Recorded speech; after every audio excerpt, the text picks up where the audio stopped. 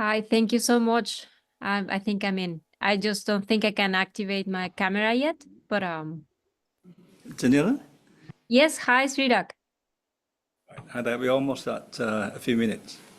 Perfect. I'll be And waiting. you are on everyone's on the big screen at the moment. Oh, okay. Hello everyone. Good morning.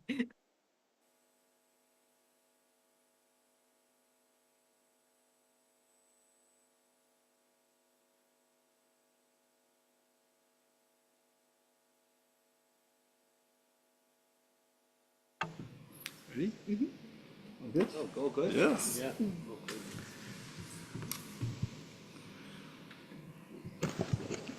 Well, good morning, everyone. Sorry we started a little late. Make sure everything is working well. And obviously, we don't have a lot of data enthusiasts in the room at the moment, but we'll try to make the most of our session anyway. So welcome everybody to our session, How to Harness Data for People-Centered Justice. In a world where data has become integral to every facet of lives, its potential to transform justice systems cannot be overstated. Today, we'll explore how data can drive more equitable, accessible, and efficient justice for individuals and communities. We'll discuss not only data as tools and technology, but also on the ethical consideration and the practical challenges of using data to create justice systems that are truly centered around people-centered needs. We have been very fortunate to be joined by an exceptional panel of experts who will be sharing insights on leveraging data, transparency, and how to make better decision-making in justice systems. And I know many of you in the room have been working on how to use this data and research yourself. And I've been asking my panel members to keep it relatively short for the length of the conversation of the session so that we can hear from you also. So please feel free to take a few minutes toward the end, share your experience, how you actually use data. And I think that will enrich our conversation very much. So rather than only hear from 3 or 4 of us, we would love very much to hear from you. And I think that will make this a very solid sessions coming out. Obviously, we don't ask questions of why anymore in this session, why we need to use data to improve justice. We really want to concentrate on how we actually use it. There's many kind of information research, from collecting data from court case into various sophisticated types of research, cross-check, and so on. So there's various data. When we use data for particular purposes, then data can serve as evidence. But it's really questions of evidence to prove what is the point we want to prove and how we use this evidence. So we'll be looking to hear very much from this conversation. With this brief introduction, I'd like very much to start with our first speaker who will be joining us online, and that's Daniela Barba. I'll introduce our speaker as we go so that you will hear a bit more details of each person then. Daniela, can you hear us and can you hear and see us? Thank you. Good morning. Yes, I can see you, Srirak, and I can see the rest of the panelists. I don't think I can activate my camera, but that's okay as long as I can share my screen. Okay. All right. So Thank you, Daniela. It says that there's, like a permission requirement to activate my camera. I would otherwise. All right. Well, let's see if we can sort out to see you there.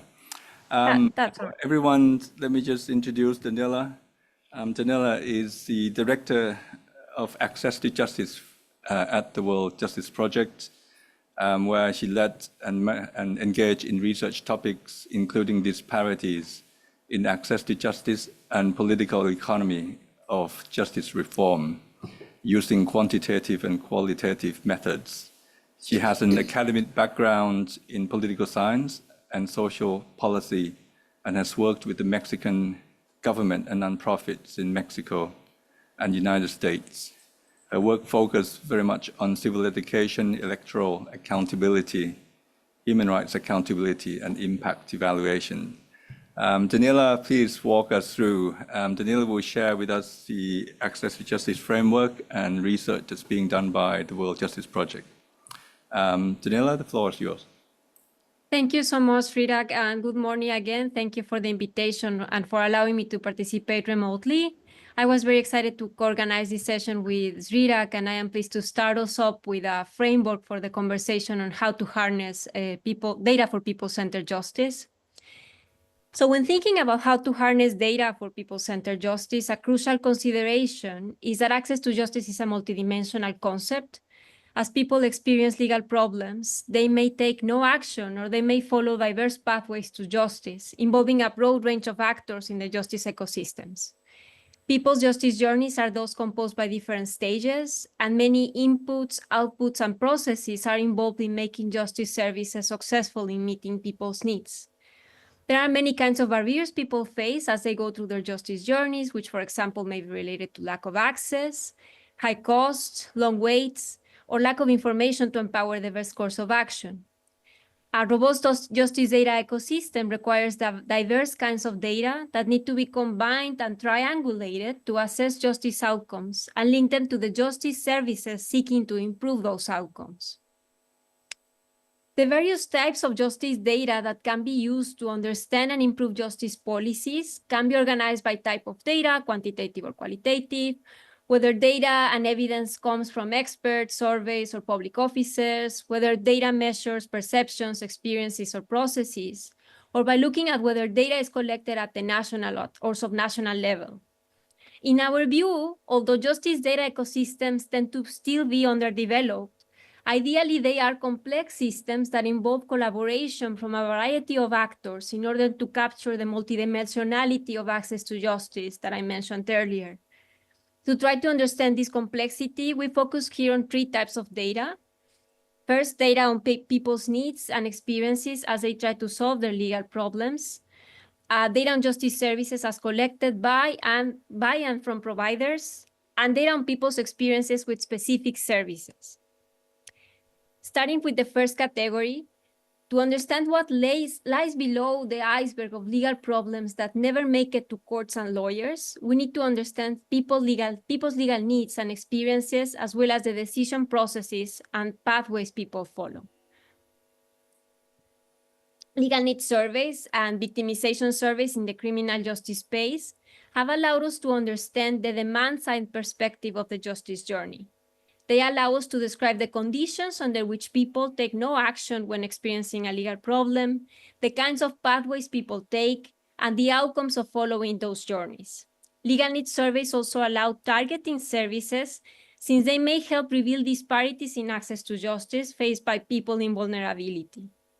However, legal needs surveys are costly and are limited in their detailed measurement of experiences within the system or with particular justice services. An example of these surveys is the World Justice Project Global Legal Needs Survey, based on which a Global Insights on Access to Justice report was created back in 2019. The World Justice Project Global Legal Needs Survey was conducted in over 100,000 households and in more than 100 countries. The Global Insights report highlighted the most common civil justice problems experienced by people, the pathways people follow to try to solve these problems, and the outcomes of these journeys. Furthermore, the report was a proof of concept for the adoption of the Sustainable Development Goal Indicator 16.3.3, which, as we know, measures access to dispute resolution mechanisms. Perhaps also unsurprisingly, the Global Insights report found that legal problems are ubiquitous, with one of every two persons globally reporting they had experienced a legal problem in the previous 2 years. The report followed the justice journeys tradition and documented people's pathways to justice at the global and country levels. And so more recently, the World Justice Project analyzed the Global Legal Needs Survey to document global patterns of inequality in access to justice, considering gender and wealth-based disparities, as well as country income disparities. Moreover, the report acknowledges the importance of informal justice systems, and it disaggregates the Sustainable Development Goal Indicator 16.3.3 by looking at the percentage of people who needed and accessed customary and informal dispute resolution mechanisms. The analytical approach we followed in this report may be replicated to understand disparities and target policies at the national and subnational levels. Now, turning to data to look within the justice services and institutions, administrative data can be useful to document how policy inputs and activities connect to outputs and outcomes, as well as the institutional processes that allow justice institutions to achieve their goals. Similarly, surveys capturing the perspective of justice operators as relevant audiences of the system provide insights into the functioning of justice services. These sources may also reveal systemic barriers or challenges faced by justice institutions. However, by focusing only on the supply side of justice, data with this perspective is also limited in its potential to understand the experience of people who don't go through formal institutions. Moreover, there might be challenges in the comparability of administrative data, since it is not always standardized. An exception worth emphasizing in this case is the European Union Justice Scoreboard, which standardizes comprehensive information on justice processes and outputs to allow insights into the efficiency, quality, and independence of justice institutions in the region.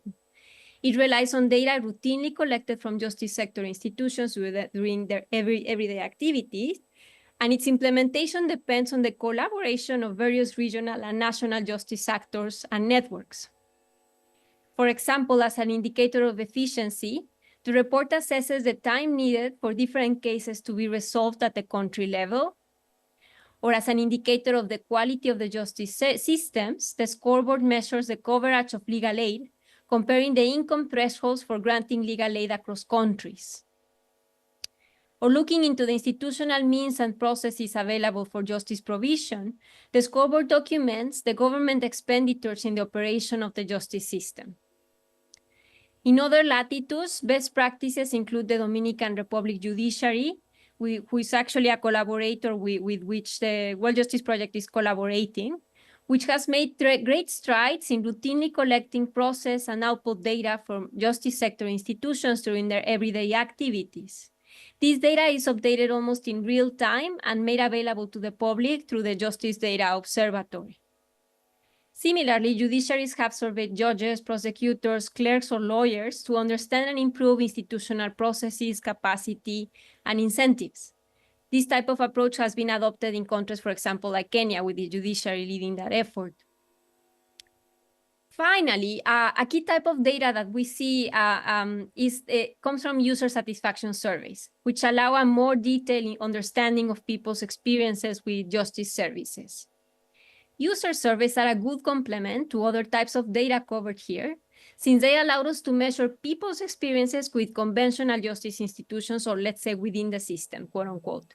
However, user surveys do not allow to have a more systemic view of access to justice beyond conventional justice institutions. User surveys can be implemented by court staffers directly, as in the case of the Kenyan judiciary, or they can be conducted by independent agencies, as in the case of the Tanzanian judiciary. Similar user satisfaction surveys exploring the views of people who have access to justice service may allow us to identify in more detail the barriers people may face accessing specific justice services, how fair they thought the service was, the timeliness of the service, and attitudes such as trust in specific justice actors. These surveys are relatively more standardized means of data collection and can be implemented periodically. All in all, as we saw, not a single kind of data is sufficient to identify people's needs and design and monitor justice policies that solve those needs. However, building diverse justice data ecosystems that involve this collaboration or these different kinds of data faces various challenges that may thwart the sustainability of these efforts. Often, there is not enough political will in justice actors, financial resources tend to be scarce, and many countries do not have readily available technical expertise. So to strengthen data justice ecosystems, justice actors here in the panel and in the audience I think we need a comprehensive approach or evaluation frameworks that include the indicators necessary to provide both a context-specific understanding of justice outcomes and the justice policy chain. And at the same time, these evaluation frameworks should allow us to make comparison across jurisdictions and over time, thus making possible to learn from justice innovation. Moreover, evaluation frameworks can help to prioritize and direct efforts to collect different kinds of data. And the sources of this data will often be beyond conventional justice actors, such that collaborations are crucial.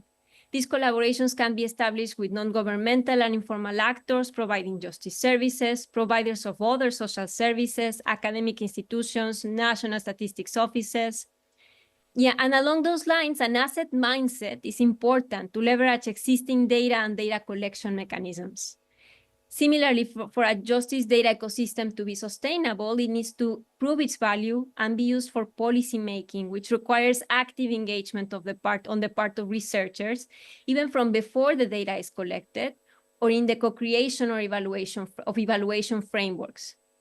Finally, the role of digital technologies in integrating data and making it readily available to justice users and operators may foster a policy learning or may help foster a policy learning environment.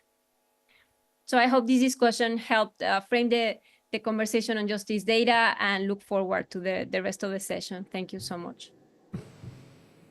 Thank you very much, Daniela. It's great to see this presentation. Now you are with us. We can see you on screen now. And welcome new participants who just came in during the presentation. Just a quick note to share with you that we would like very much to hear from you about your experience, what kind of data you generate and how you actually use those data. Moving along, we will go from the overall framework that Daniela has just presented. The various kind of data. We'll go into how we actually use this data. At the same time, the panel will have experience in at least 3 countries. We're going to be starting with Greg, who will share experience of how data is generated and used to inform policy changes and improvements in Indonesia context. We also have a speaker who could not join us in person. We'll send a video, and that's the experience of the Thai government. And the main questions also the same as how does the Thai government use data to inform what policy? And then we're going to go to Sri Lanka with Chandrika as the last speaker to look at experience of how the UN has used and support the Sri Lankan government in their reformist initiatives. So we're going to be looking at the very first case of Indonesia, and with us here is Greg Ewers. Greg has led the Australian-Indonesian Partnership for Justice, or known as AIPJ, since 2012, after having a similar experience in justice program in Timor-Leste, Cambodia, and Solomon Islands over the past 25 years.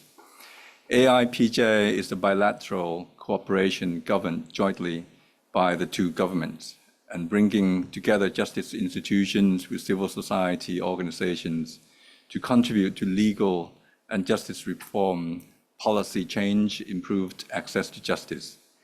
Over its 2-phase, AIPJ has used data research to advocate policy change and create a number of knowledge hubs, which is now being managed by partners.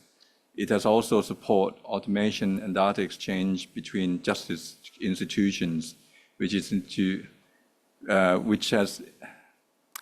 increasing transparency, accountability, and performance.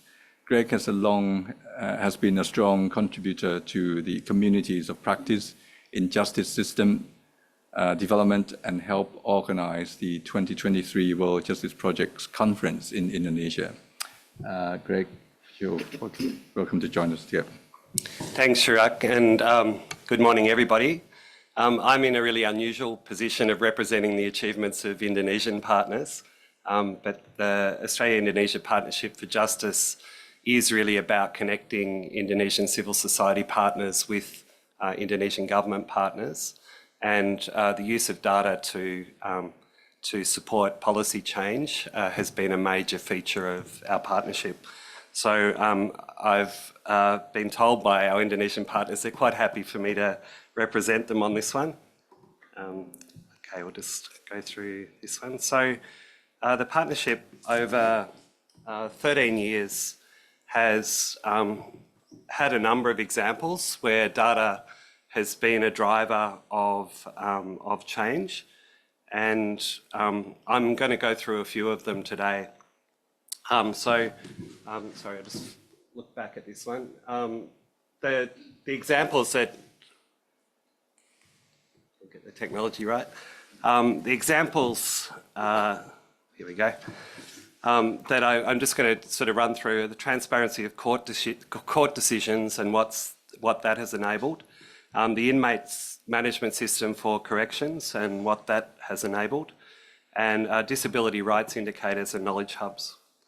So on decision transparency, the Supreme Court started to upload decisions immediately after they were made by judges from a position where they weren't transparent and open to the public. Often they weren't published at all, and some were published well after the decision was made. In some cases, the decision published was actually different from the decision made. So there was a transparency issue there. There was a number of cases where the decision was changed afterwards, and that reflected corruption as well. So the Supreme Court leadership at the time requested support to set up a system to not only allow the decisions to be uploaded, but have them available to the public. And there's now over 8 million decisions uploaded on the decision database. It increased slowly. The number of decisions increased slowly because of the size of the court system and the capacity to upload. But by about 2017, 2018, most courts were uploading decisions routinely. The problem was the main courts in the centre of Jakarta were not uploading decisions. They said they were too busy, but they were the main decisions. A lot of the really fundamental decisions were made in those courts. So the leadership again asked ARPJ to support some sort of surge support to upload, to basically go into the courts and help them catch up. And they've been uploading routinely since then. So this is now a matter that is part of the court's business. It's enabled scrutiny from outside, accountability obviously. It's an information source for private sector due diligence of partners, competitors. They can look at civil cases and how people have behaved in commercial arrangements. It's a basis for assessment of judicial performance, suitability for promotion. Importantly for us, and I'll go through this, it sets a basis for case analysis. So Indonesia is a civil system of justice, but the consistency or inconsistency of decisions can create a basis of public questioning, a lack of confidence, and so consistency in decisions is important. A number of analyses have been done on sexual violence cases, family support after divorce, child marriage dispensation, terrorism cases, commercial cases, and this work has shown discrepancies or inconsistencies across cases and allowed the Supreme Court leadership to regulate for more consistency. It's also allowed, the court has sponsored themselves student competitions to analyse decisions and highlight decisions that were really strong, and also decisions obviously that were inconsistent. And the actual information, the IT systems have allowed expansion for automation of case management, small claims processes, and electronic trials. So here's some examples of some of the work that our partners have managed to do as a result of this data being captured. Again, looking at disparity of sentences in sexual violence cases, this work encouraged the court to regulate in 2017 for a more consistent approach to dealing with women in cases before the courts. That then led in 2022 to the government and the parliament passing the sexual violence law. So in this way, the court acted before the government on this one. The court does have a power to regulate within the court, and this was a major precursor to Indonesia passing the Sexual Violence Act in 2022. Similarly, the work of IJRS and others in looking at narcotics cases is making a strong case for revising the narcotics law, which is currently before Parliament for consideration. Again, in the other areas, the case analysis has been a major driver of policy changes. It's opened up efficiency in the courts. The e-court hearings became particularly prominent during COVID when in-person hearings were not held. They take a different approach to criminal trials from civil trials. So e-court is favoured a lot more in civil trials than criminal trials, where the judges still want to be able to deal with parties in person. Again, a lot of the summary procedures or small claims can now be done electronically, and that's increased the number of small claims over time. Okay, the second example I wanted to talk about, and I know we're sort of rushing through a bit, but maybe we can clarify during question time. The inmate management system back in 2010, 2011, there wasn't an automated system of recording inmates. It was all manual. There were significant overstays at times because there was no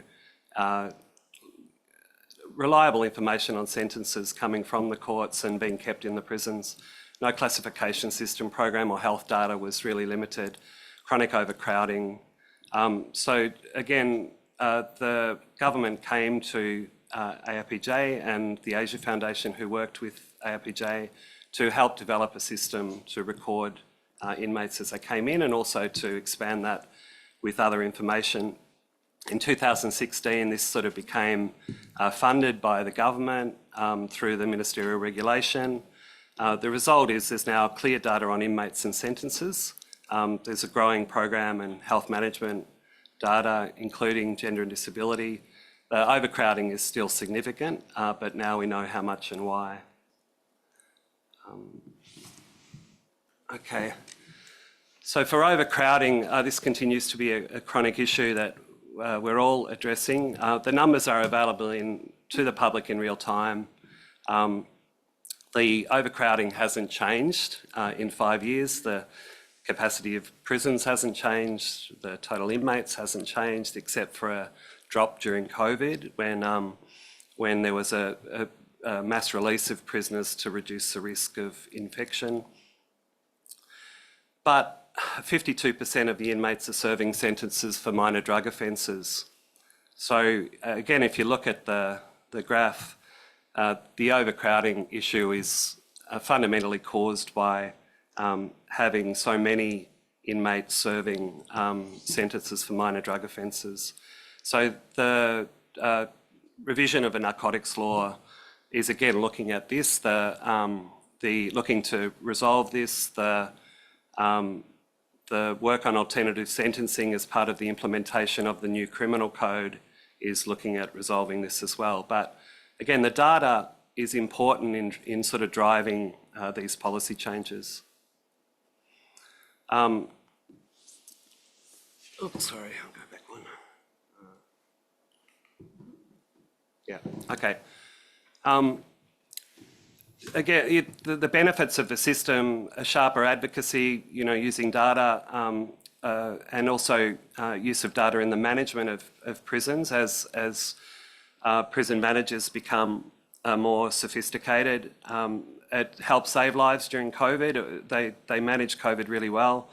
They were able to separate infected prisoners at an early stage, really keep a handle on what was going on, and also drive a mass release program as well to reduce the risk.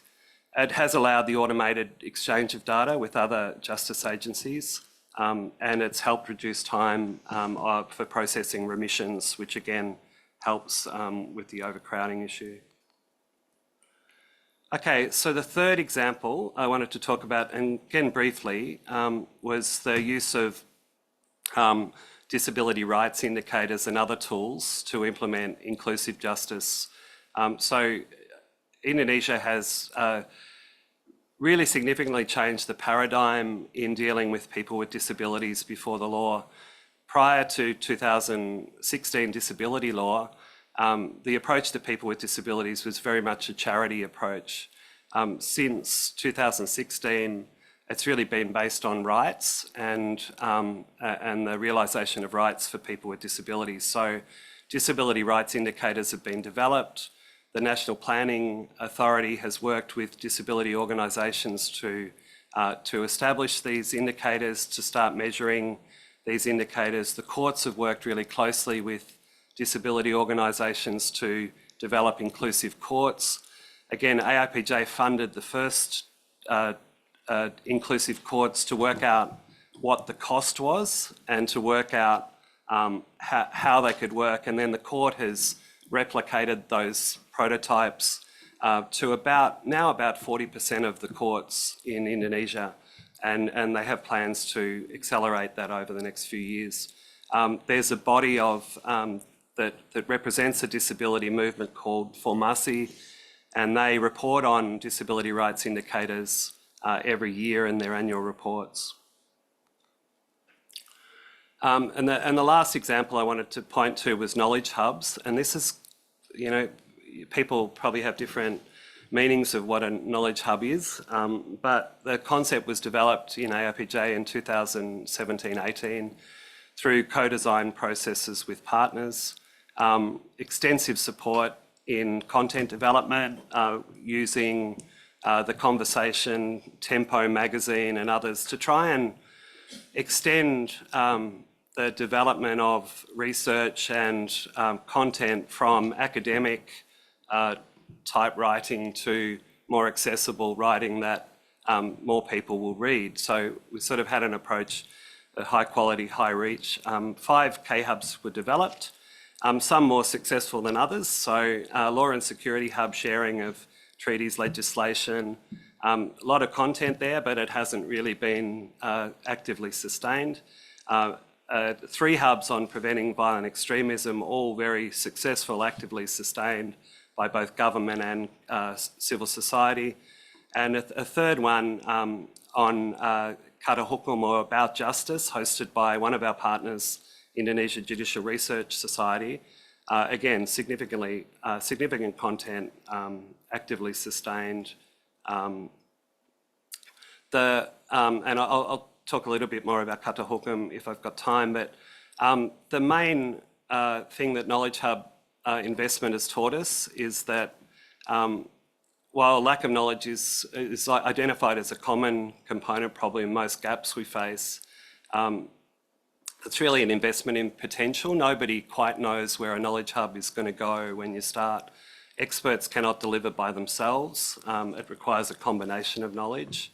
It's hard to see where the destination is at the start, so you really got to navigate in steps, and that's hard when you're trying to get money from donors, because often you have to negotiate a balance between sort of risk and potential.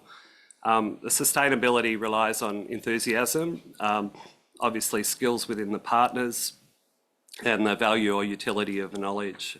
You don't get 100% success, so there's some things we've tried and failed. Again, a number of discussions during this conference have talked about legal information. This is an application that one of our partners is continuing to develop to provide information to citizens that can access it and can process it, but mainly to people that advise citizens, so paralegals, legal aid providers, and others that can use it.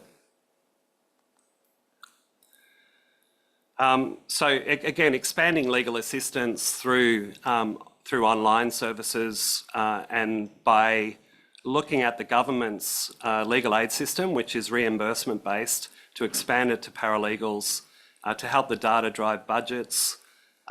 Gathering crime statistics in one place for reporting and planning is something that has become a priority. And then increasing women's participation and leadership is where we're actively tracking progress towards targets in each justice institution, police, prosecution, the courts, the corrections, using surveys to track perceptions and barriers over time. And again, using that data to have conversations with the leadership and also with associations within those institutions, so that there's a broad support for an increase in women's participation and leadership. Okay, so thanks. I hope I haven't run too far over time, but I'm more than happy to answer any questions in question answer time. Thank you so much, Craig. That's a very comprehensive sets of how data has been used and generated and used in Indonesia. A little personal experience in my capacity as WJP Regional Director for Asia Pacific. A few years ago, I organized in my very first mission to Indonesia. I asked my team to identify top 5 NGOs as well as a few donors who's been active in justice sector. And then I organized about a couple of days in Indonesia. And most of the people, NGOs and donors I spoke with has referred me to AIPJ when I asked my end of meeting session, who should I meet next? And it's really pointed to Greg as manager of this process. So I think that's one way to see how AIPJ is very well connected to NGOs and the scenes. And I think a very strong part is AIPJ work directly with governments also through Australian and Indonesian. So that's really play a very significant role in, on the one hand, supporting civil society, on the other side, help bring data generated by civil society, as well as data generated by the Indonesian government to help facilitate and accelerate reforms in Indonesia. I'm sure there's many more experience. I think this will be just a very quick overview, and I will welcome other conversation we'll have toward the end of the conversation if you have more question for Greg. We're going to switch back to the online version with videos, and this will be a brief introduction of the Office of the Judicial Administration, which is a unit within the Thai Ministry of Justice that play a role of gathering data related to justice to partly inform SDG indicators and all of the needs internationally, partly to help the Ministry of Justice design their policies and programs directly. So this is a very central nerve unit of the Thai Ministry of Justice. And we'll hear a bit more of how data is gathered and how it's being used. So I think if the video ready, we're going to go to Director General Pong Thon, who's been the head of this unit. Ladies and gentlemen, I have much pleasure to be here today attending this region conference. May I take this opportunity in expressing my gratitude to WJP for inviting me to a part of this conference and to all. UN body, TAJ, IDLO, and Court of Justice for hosting. This conference has shown that we are in much interest in our effort to improve the justice system, the rule of law, and ensure that we will surely be moving to our global goal set to us.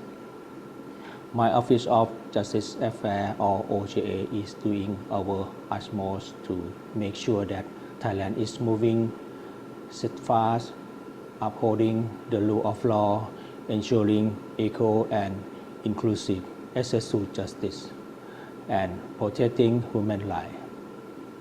But before giving you more detail, may I first explain to you about the Office of Justice Affairs. OJA is a government agency under the Ministry of Justice. We are working for the development of law and justice system by acting as the center of justice knowledge and middle chain coordinator for all justice agencies. Such is done through research study, which result in policy making for law and justice system development through the National Commission for Justice Administration Development or NCJAD, and OJA is the secretariat to the Commission. Chaired by Prime Minister and Minister of Justice is Vice Chairperson. The Commission consists of Justice Agency, Dean from Faculty of Law from public and private university, and expert in law or criminology. OJA do research study, gather information and data, analyze the law justice system, law enforcement, RIA, and report to NCJAD for consideration. NCJAD shall provide order whether to draft or amend law and its enforcement, providing guidelines and directing and working process to agency. The principle of rule of law is universal. It is reflected in several international organizations such as ASEAN, EU, OECD, World Bank, and of course the United Nations. It was mentioned in SDG 16.3 to promote the rule of law and equal access to justice for all, and OJA was given a mandate by the government to be responsible and a focal point in both SDG 16 and the rule of law for Thailand. Thailand has been governing, managing, and administrating following the good governance which was stipulated in our constitution, Government Policy Number 12 and Ministry of Justice Policy. Thailand realize and understand that we have the reform and work for development in law and justice system to be more people-centric. Through NCJAD, and we enforce, monitor, and oversee the development or program for all justice agencies, performance and justice indicator through the 4th Master Plan for Justice Administration 2023 to 2026 and draft Master Plan for IT in Justice Administration 2024 to 2027. The two mentioned master plan build upon cooperating and integration among justice agencies, promote social sanction to protect crime and promote the use of technology.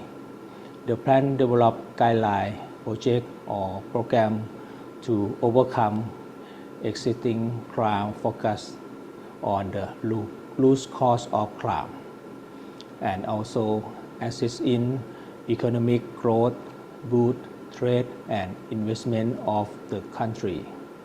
For example, of the many important laws were drafted, like the law for prevention in reoffending in sexual or violent offender. Law increased the minimum age of child offender from 10 years to 12 years, or the law for alternative to dispute resolution. And now we are driving for the draft the notary public and the revise of the civil and commercial code. Moreover, obligating for SDG 16 and the rule of law, OJA has analyzed the rule of law index from the UN body, World Bank, ASEAN, as well as taking into account those from WJP or other organizations. We then request former Prime Minister Sethra Thavisin for the establishment of National Commission for the Development on Rule of Law chaired by former Permanent Secretary of the Office of Prime Minister, Associate Professor Thong Thong Chantarangsupu is an law instructor and a former Deputy Permanent Secretary for Justice. The Commission composed of relevant sector and legal and human rights experts in which the Ministry of Justice and advisor to TAJ are the advisor to the Commission. The Commission has been studying and considering factors and that can evaluate Thailand rule of law indicator which is coherent to the SDG 16 indicator and several indicators set by several international organizations.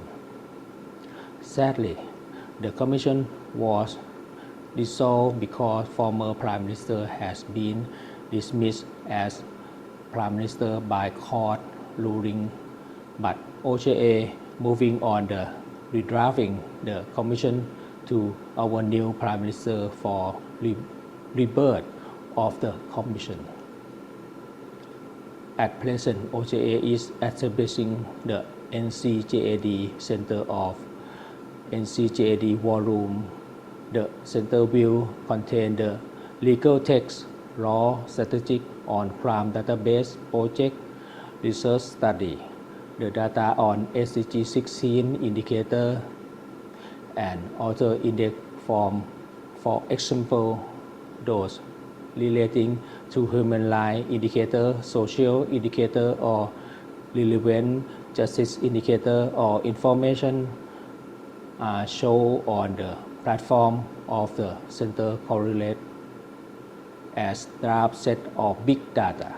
The data can be ensured as far as possible a timely, accurate, and complete response.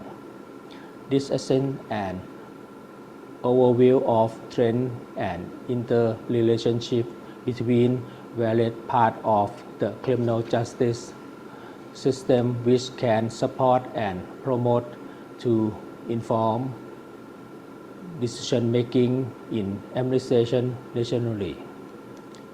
Who can use this data set? Of course, the public or the people policy maker such as the NCJAD or Cabinet or Justice Agency in Thailand and administration at the provincial level. In addition, the UN, United Nations body or other international organization can make useful of this data set too.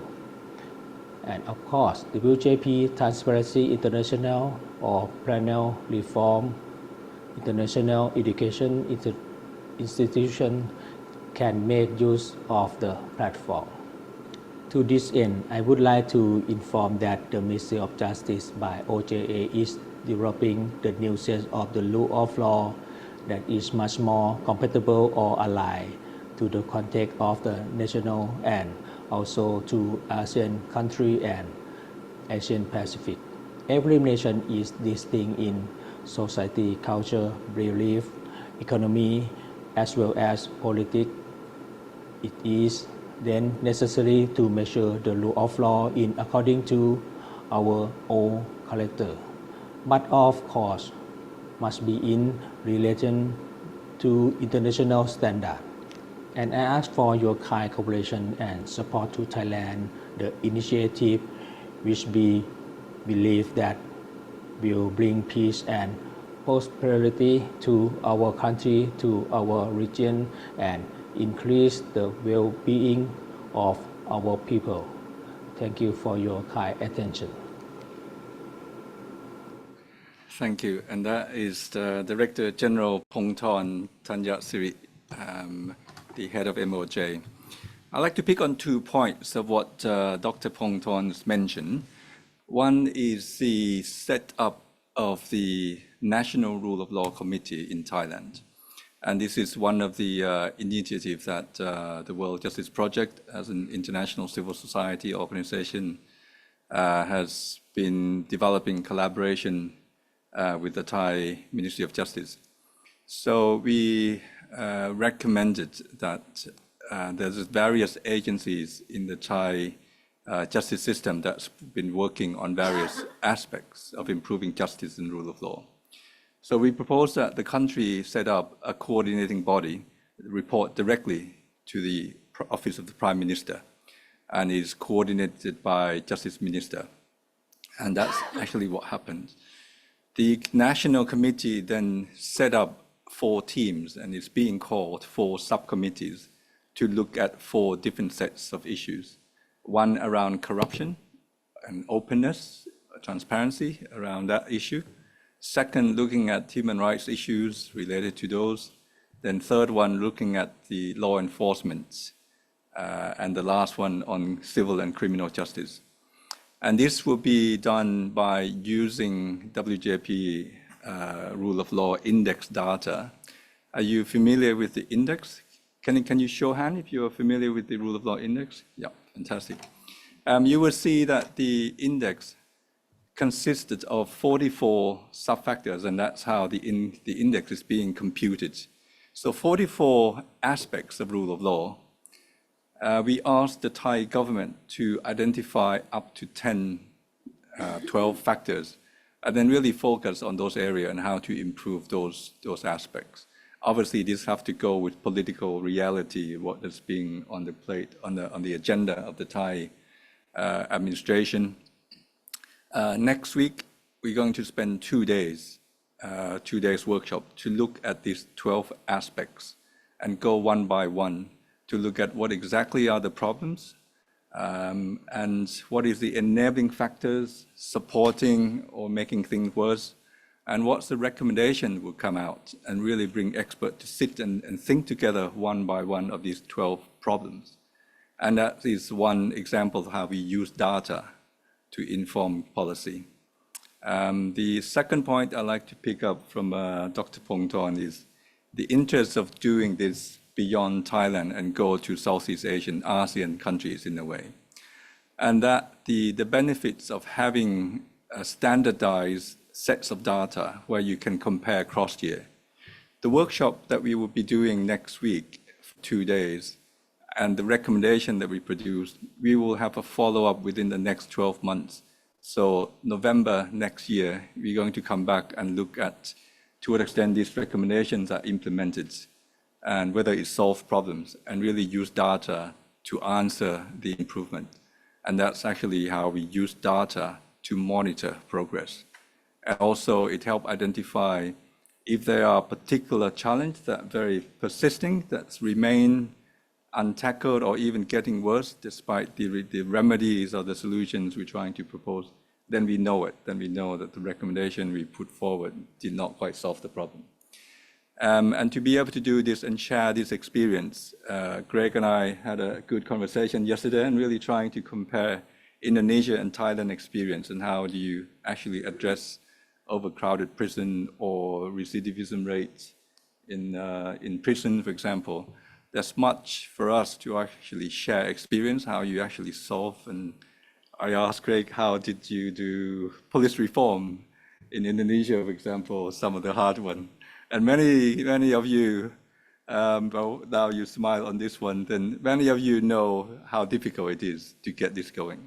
And we just wanted so badly to learn if there's any successful case, how you actually do it. Greg shared some secret with me at the end, but I will not share with you. Okay, now we are going to switch to Sri Lanka. We're going to be hearing from Chandrika as our last speaker. And we will also looking perhaps a little more on how data is being used and what kind of strategy will help accelerate the use of data to accelerate reforms in Sri Lanka. Chandrika, I'll introduce you. She's a UNDP policy specialist and team leader on governance in Sri Lanka. Chandrika previously served as senior technical specialist on the rule of law, justice, and human rights for UNDP, the National Specialist Forced Labours and Trafficking in Person at the ILO, International Labour Organization. She served as legal advisor to the Ministry of Foreign Affairs and legal researcher on Judge Christopher Gregory Veeramantri, former vice president of the ICJ. Over 16 years of experience in the governance and justice sectors, working across the UN and government. She served as multiple legislative reform committees. Chandrika holds master's degrees from the University of Oxford in the UK and a bachelor degrees in law from the University of Colombo, Sri Lanka. She's an attorney at law at the Supreme Court of Sri Lanka. Wonderful to have you with us, Chandrika. The floor is yours. Good. Thank you. So I have a bit of a challenging task. I'm the last speaker and I don't have a PowerPoint presentation. So I really hope I'll be able to retain your attention. So what I wanted to sort of speak about was how we are really navigating the challenging socio-economic and socio-political landscape in Sri Lanka to drive the data mainstreaming agenda. It's a very challenging backdrop at the moment. Perhaps most of you know, 2 years ago, we were in the thick of a dire sort of economic straits. We defaulted as a country. That also led to a massive people's movement, a public protest movement, following which there was a lot of political turmoil. There were changes in government. And we are now in a very sort of challenging year with multiple elections. And I leave tomorrow early from the conference to be able to go and vote at the parliamentary elections. So that's a little bit of the backdrop against which we are working in this area. So as far as data is concerned, we are really adopting an incremental and a very strategic approach. It's a sort of like a three-pronged approach. The first is to actually work with the institutions and strengthen the institutions' capacity to collate, analyze, and disseminate data. And then working very closely with civil society organizations to beef up their capacity to access data and analyze data and hold the institutions and the sector to account. And thirdly, really strengthen intra-sector coordination of data, inter-sector coordination of data between the justice sector and other sectors, and interoperability of data. So that's sort of the overarching approach that we've adopted.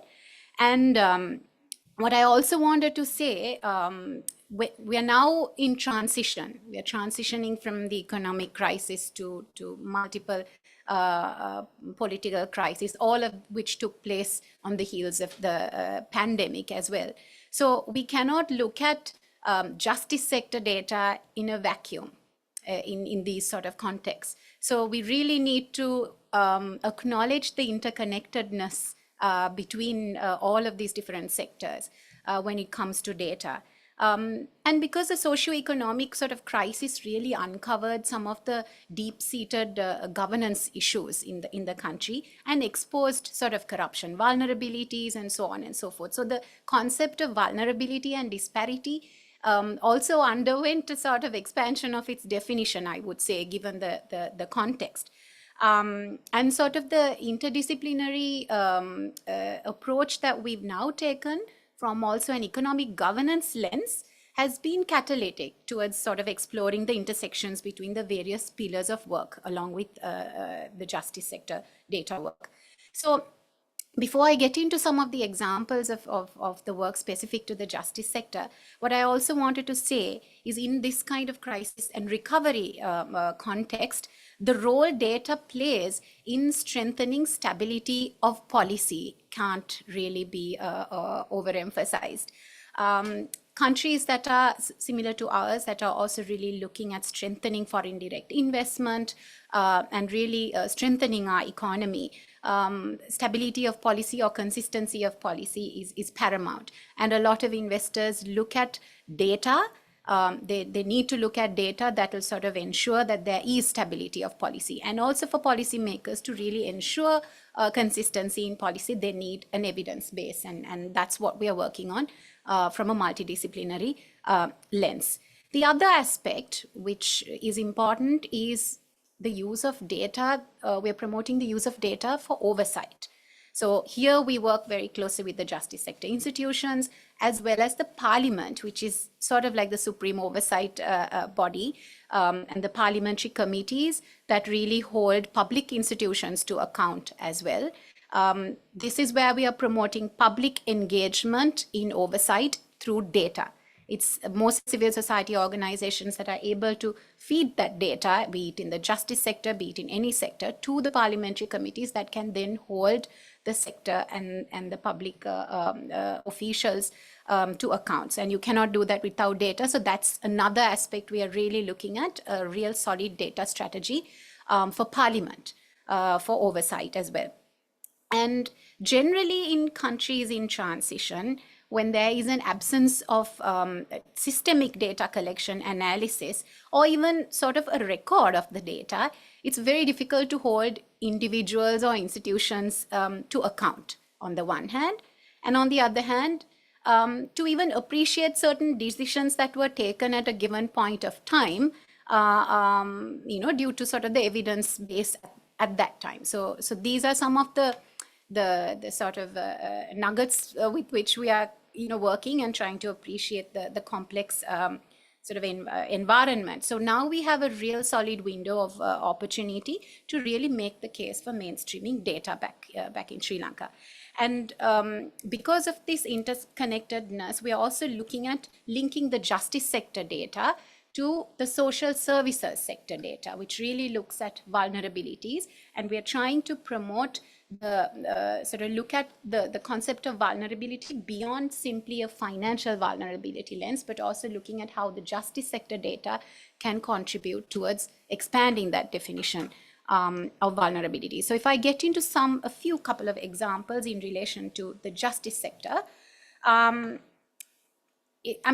this is not just in Sri Lanka, but you would all know the justice sector is quite a cagey, a sort of introverted sector.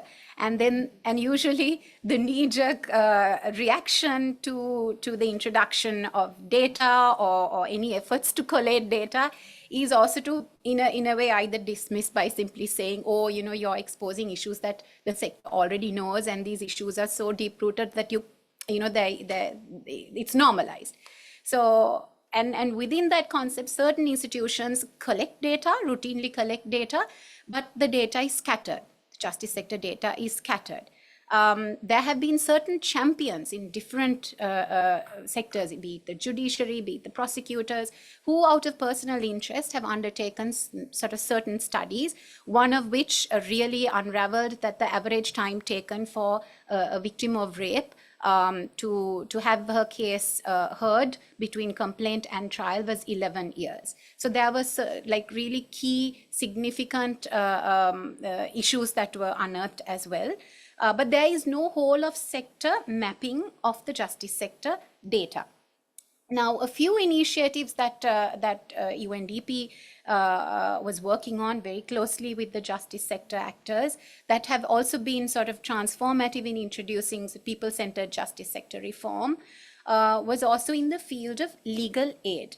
Now, during the pandemic, and then subsequently the socio-economic crisis, the fuel crisis, and socio-political crisis. So during the pandemic, a lot of victims of sexual and gender-based violence and domestic violence were unable to secure court-ordered maintenance costs, which should be paid by the spouse to the victim. Since the rule was that maintenance had to be paid in open court. And during lockdown, courts were also not functioning. So there was a large category of persons who were not able to secure this. And a lot of perpetrators were evading it. So one of the things we did is we did a quick study and got data, statistical and qualitative, of the number of victims who were unable to secure this benefit, and how that impacted the entire justice sector efficiency as well, because there's a massive backlog of cases. And ultimately, together with the Legal Aid Commission, we were able to sort of engage and advocate with the sector stakeholders. And now maintenance can also be paid to the account and not necessarily only in open court. So that has now been introduced as a systemic sort of reform, which is currently in practice as well. The other is specifically on protection and how the protection services have expanded to victims and witnesses. Studies were also done on statistical and qualitative data on how many cases get delayed because witnesses are reluctant to come forward and testify due to sort of absence of solid protection laws or mechanisms. So that we did a quick study, and then that led to, that was an impetus to sort of introduce legislative reform and introduce victim and witness protection laws, and subsequently amend it as well. And that has had a huge impact, because thereafter, during the public protest movements, during the sort of other crises, the fact that we now have laws helped a number of witnesses, some of whom were alleging excess use of force, to really come forward and have their case heard. And that also was catalytic in creating a memorandum of understanding between the Human Rights Commission, the Bar Association, the Legal Aid Commission, and the National Victim and Witness Protection Authority to protect victims. Thirdly, also in relation to, and Craig also noted this in his presentation, on a prison-related reform. Where a sort of a very comprehensive data analysis was undertaken several years ago on the prison system in Sri Lanka, following which there were quite a few reforms that were also introduced. And that also led to sort of looking at measures, or it initiated a movement to look at measures for prison overcrowding, also linking to data based on a prison incident that took place in 2012, where 27 inmates were also killed. So sort of a lot of data has been systematically collected now by the prison department. And now a prison information management system has been initiated also for the prison, including specific measures for protection of vulnerable prisoner witnesses. So that has been quite catalytic, and now the prison department is also systematically collecting this data, and the idea is to link it to the broader entire whole of sector approach. And then, of course, data on existing sentencing trends in the country was also undertaken, and that is all complementary, and that is now led to the development of national sentencing guidelines as well. In terms of policy transformation, based on some of the data work that we've been doing, has been on the impact on the national legal aid policy, which was in existence since 2016. But what we've done now is, based on the pandemic, based on the socio-economic crisis, based on the socio-political crisis, we undertook a big sort of data analysis on sort of the added vulnerabilities. And that has also led to igniting a conversation around revisiting the means and the circumstances test that determine the threshold for a legal aid, the qualification for legal aid. So it has been sort of reduced or increased. So based on all the emerging or the evolving landscape, we've been able to have that conversation with the sector stakeholders as well. The other, which was also quite pioneering, was if you look at the criminal justice sector in Sri Lanka, the police routinely collect data which is statistical. You look at grave crimes, abstracts, you look at geographically the number of cases on different types of offenses. But there has never been a qualitative study of the data or analysis of the police data that had been collected. So we did a criminal victimization survey a few years ago, looking at very specific offences, a qualitative and a quantitative study. And that was the first time that the police sector also engaged with the universities, and we created this sort of MOU between the two to roll this survey out. And also a study and data on crime trends and offending patterns. And now that has been catalytic and it has been regularized by the government. And right now there is also a criminal victimization survey that is being carried out by the National Victim and Witness Protection Authority that has the mandate to look at how to reduce crime. And based on the study and the data that we got and the persuasive case we made, the government we've secured buy-in to develop a national crime prevention strategy as well. So that has had a huge impact as well. And finally, I just also want to say, we are also looking at data to introduce pre and post legislative impact assessment.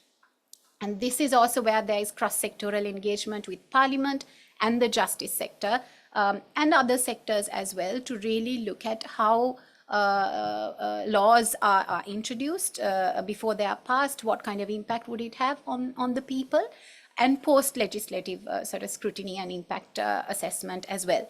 And right now, based on sort of a recognition that data is sort of scarce and scattered, we are working closely with the Department of Census and Statistics, the Ministry of Justice and the sector stakeholders to come up with a data snapshot for the justice sector.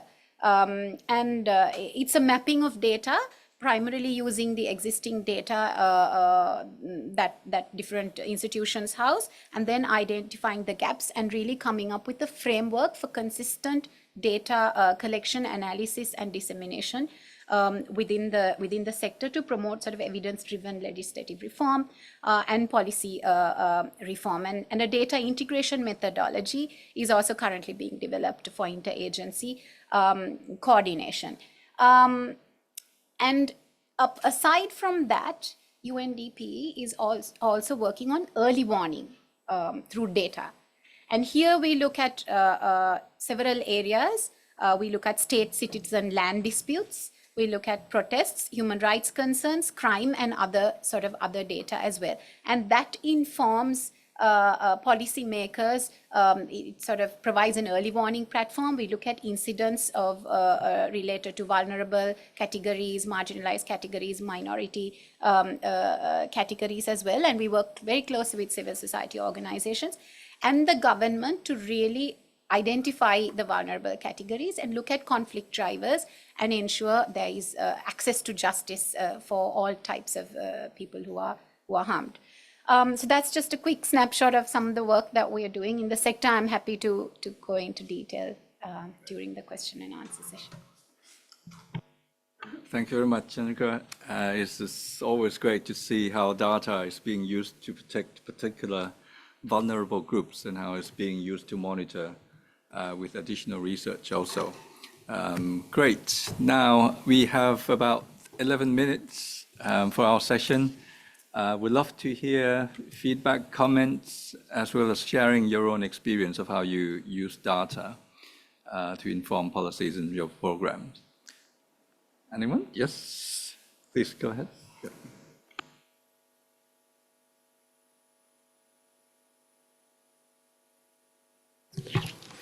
Hi, so I'm Madhurima. I'm a lawyer, but I've been working in the reform sector in India for the past 16 years. And I have a bit of experience to share and a question that's related to the experience I have. So we've been working on data for a very long time. We've looked at a lot of data sets pertaining to prisons, prisoners, looking at trying to identify their problems based on the data that we've recorded. And more recently, I'm also consulting for the National Legal Services Authority in India. And we've consistently now trying to ensure that the institutions and the functionaries are using data to make their policy changes and do that. But one of the concerns I had and the question I wanted to ask was, how are you ensuring data reliability, especially when you're gathering data through surveys?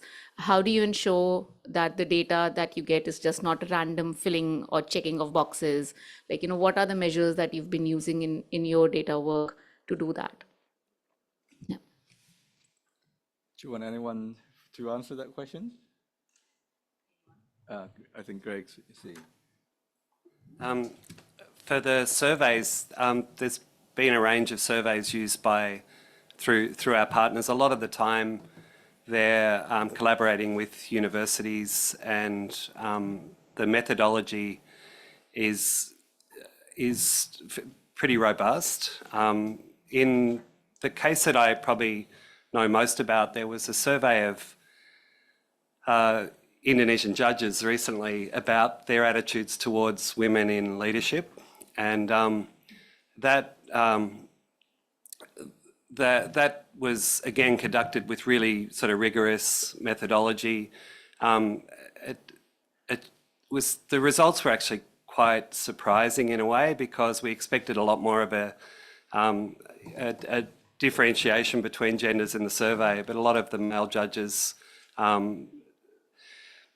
pointed to barriers that were both barriers for male judges and women judges. So the credibility of the results was accepted by people. Generally, the key is to consult on methodology first. If you don't consult on methodology, that's the first thing that people resisting the results will point to. So whenever we do something with the Supreme Court, we always consult on methodology first and make sure that any concerns about methodology are ironed out before it sort of continues on. Daniela, you want to come in on the reliability? Yes, thank you. Thank you for the question. I think there are several ways in which reliability can be fostered. One way is auditing the data, like through, while the polling is on the ground, like where the polling is being conducted, there are ways to audit the data, like through random systems.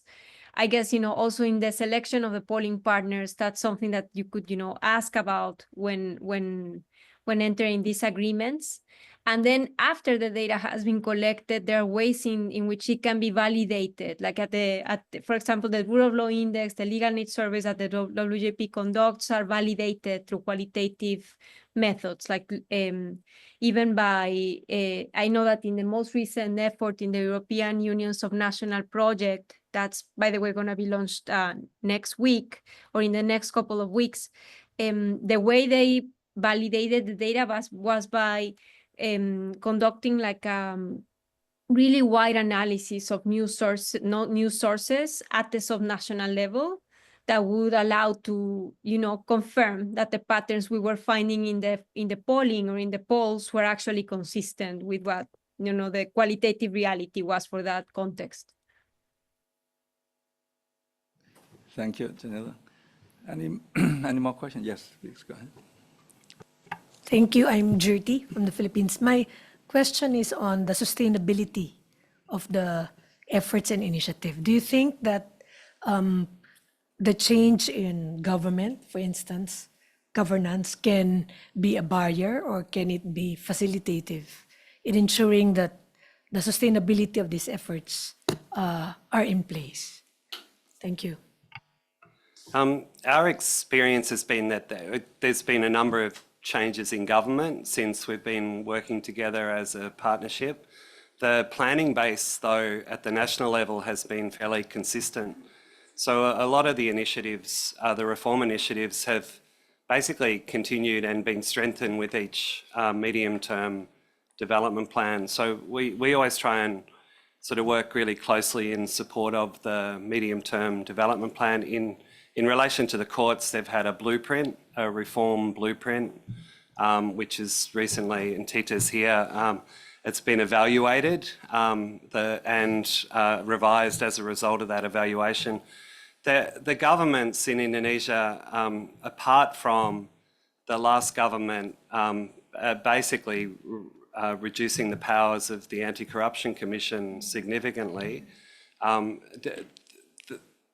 they didn't, they basically continued on reform initiatives from the previous governments and actually got through quite a lot of fundamental legislation, including the new criminal code, again, not universally accepted, but the sexual violence law.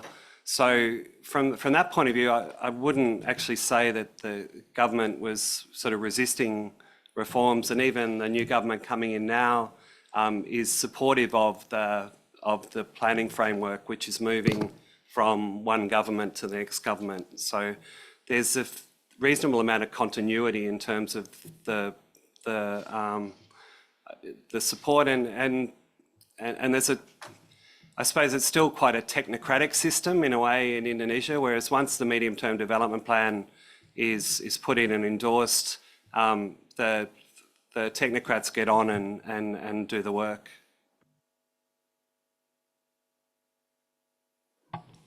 I think the other sort of strategy that can be adopted is also that whole interconnectedness, the intersectoral, the approach that can really help convince governments to not abandon the data collection work.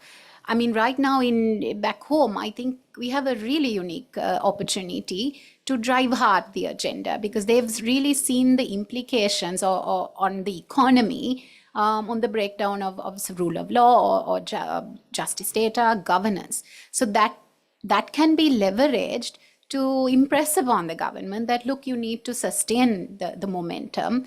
And that's why we're working with departments like the census and statistics, and also now looking to include the justice sector data aspects into the household income and expenditure survey, which also looks at vulnerabilities. So really making the case for that intersectoral multidisciplinary approach can be a way to maintain momentum and sustain it. Thank you, Chandrika. We have 3 hands. I'm so sorry. I think we might have to wrap up. We have 1 here and then 2 on Zoom. I wonder if you could maybe read out 3 questions, and we'll ask the panel to respond, given that we have a few minutes. Would that be okay? Yeah? And feel free to speak right afterward, yeah, for those in the room at the moment. I see a few hands, so really want to acknowledge that. Maybe if the team could read out the questions from Zoom, and then we'll go to you, and then we'll ask the panelists to respond and pick and choose the questions, and then the rest will continue. Or can I ask, because I proposed the question? Did you hear me? Yes, you can. Okay, We can hear you. Okay, so I am from the civil society or organization, and we also work with the minority and the marginalized group. For example, we work with the ethnic, with the sex worker, with the migrant workers to redefine about the corruption, because now we want to gain about the data that what they think about the corruption, that what is the definition of the corruption, that why we cannot solve this. And I think that we have the findings that we need to bring the many sectors from the government agencies or for the bureaucracy agency to work together. And so, yeah, so I think that maybe this is the finding that I need to share, that when they can have the share working space, they can like promote the accountability. But the question that I want to ask, that because now I think that we have the challenge among the marginalized group. As you know, that marginalized group in Thailand, they usually have like a low resource or the low capacity, but the trend of the anti-corruption innovation and for the data, it will be about the open data or for the digital innovation. So I would like to ask you that, do you have any like initiatives, or do you have any ideas that for the marginalized group can engage with some kind of this innovation? Thank you. And the next question.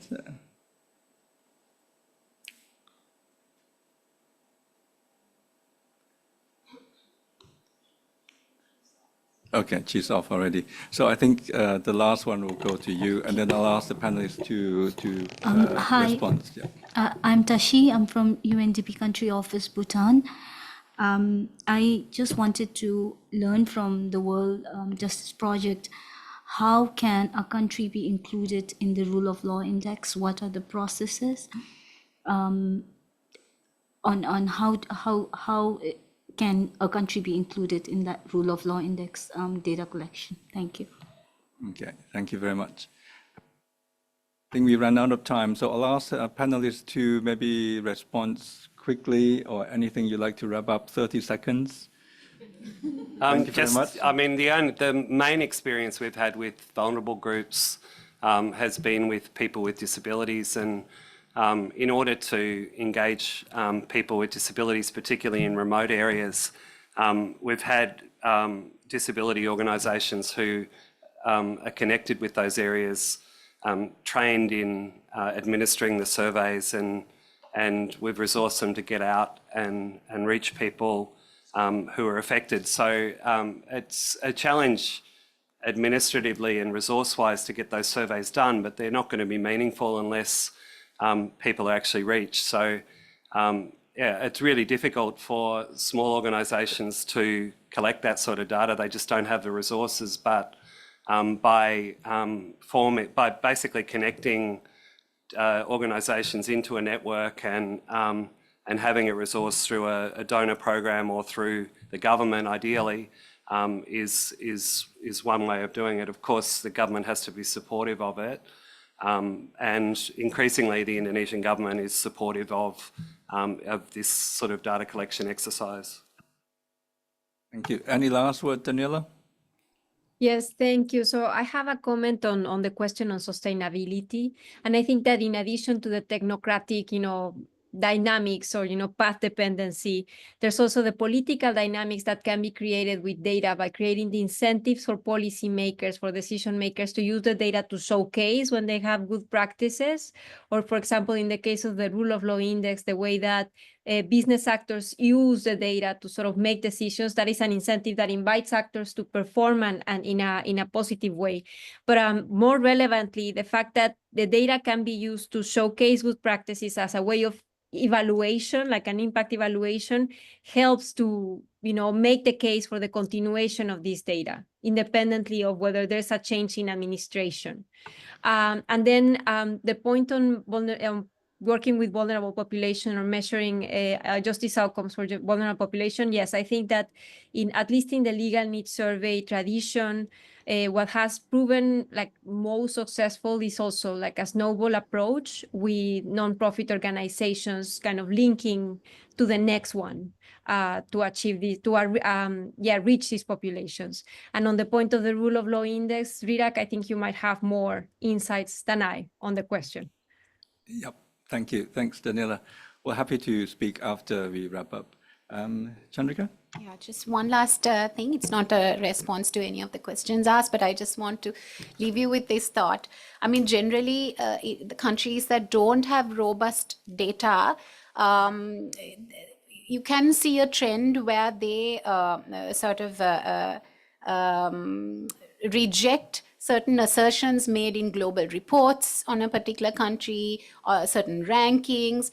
One of the ways to actually, I think, convince governments is to come up with their own really robust data, systemic data mechanism so that they can counter these assertions based on evidence.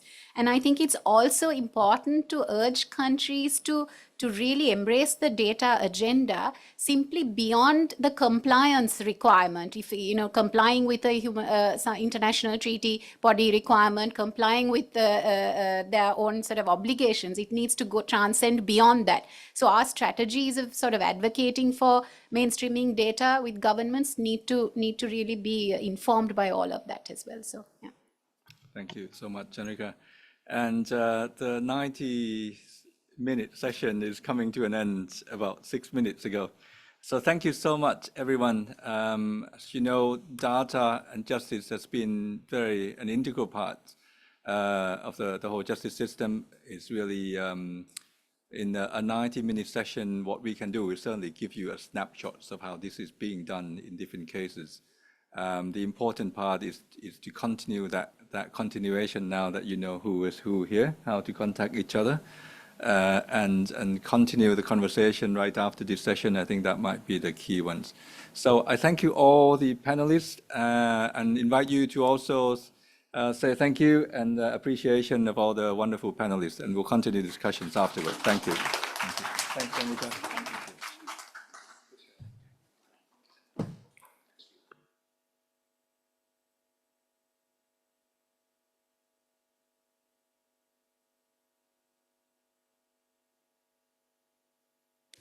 Thank you so much, everyone, for joining and a great session, panelists and moderator. We have our lunch ready at the ground floor at the same place as the yesterday, so please enjoy.